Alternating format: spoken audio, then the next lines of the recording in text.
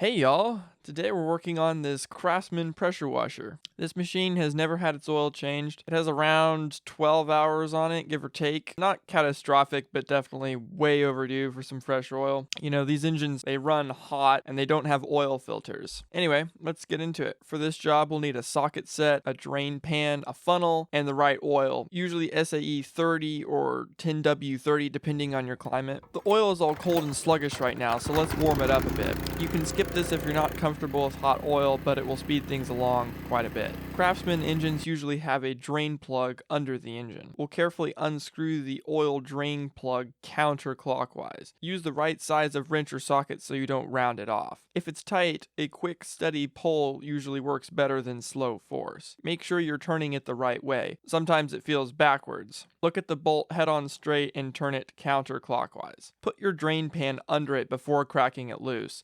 The oil can come out faster than you might expect. Okay, there we go. Oil's coming out.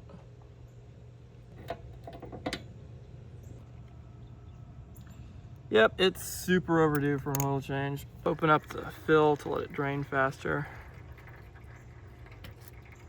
That. Now, this oil doesn't look great. All that sludge was grinding around in there. Once the oil has finished draining, replace the drain plug. Make sure it's plenty good and tight, but don't go crazy on it. Oil just tends to go everywhere. Now to fill her up. But don't just trust the manual's fill capacity, because sometimes you'll leave a few ounces behind when draining. Go by the dipstick, not the bottle. And yep, we're right at full.